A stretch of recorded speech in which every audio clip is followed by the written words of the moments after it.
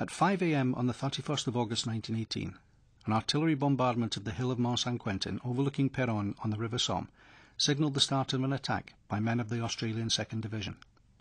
Their target was the German positions on the top of the hill, including an underground bunker that was the headquarters for the German defences. On the 29th of August 2011, the Centre for Battlefield Archaeology began an archaeological investigation in woods at the summit of Mont Saint-Quentin. What you're about to see are the results of a survey of traces of the fighting in the woods, where the woods have preserved the remains of the battlefield that elsewhere have been ploughed away over the last 95 years. The depressions that you can see are the remains of shell holes. These are from light field guns and are most likely to be the results of the Australian bombardment. The Australian guns were targeting specific features on the hill rather than a blanket barrage. In this case, they were aiming for a German communications trench that ran to the underground headquarters.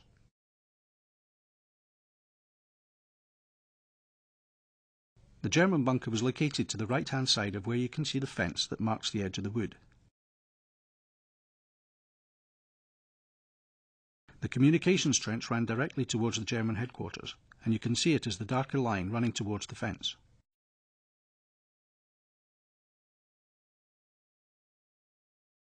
The German headquarters was built underground in a deep shell crater and was defended by 30 men with 12 machine guns.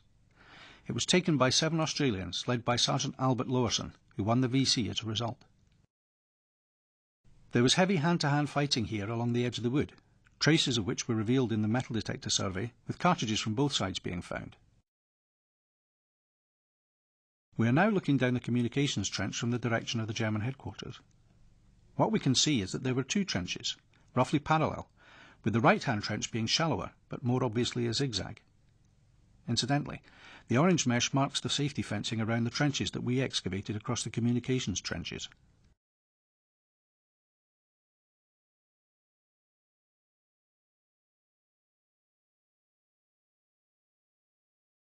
We believe that the left-hand trench is the original, dug in 1915 as the Germans fortified the area around Péronne.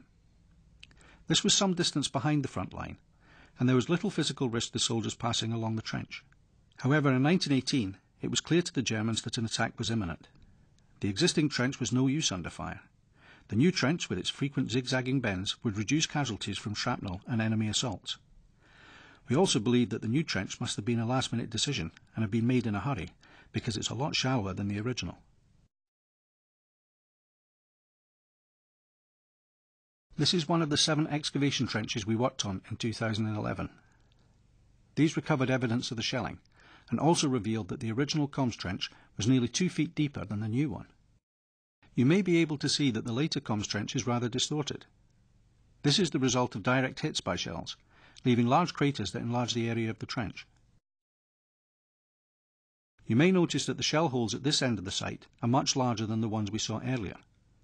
These are craters from heavier caliber guns that did a lot more damage. We think we can explain this through the material that we found. Zinc fragments from shells made only by the German army. It's clear from this evidence that this heavier shelling was at least partially from German guns. This matches the story of the battle. When the Australians charged up the hill on the morning of the 31st of August, they took the comms trench by 6 a.m. However, the Germans counterattacked and drove the Australians back into the village by nightfall.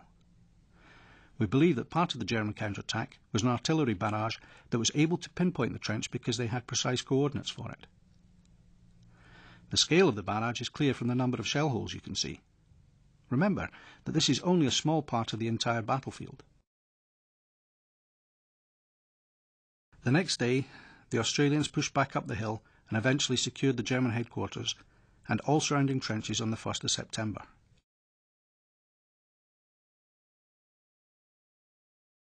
The material that we recovered from the excavation and metal detector survey is held in the Historial de la Grande Guerre Museum in Péronne, and we would like to thank them for their assistance and support throughout the project.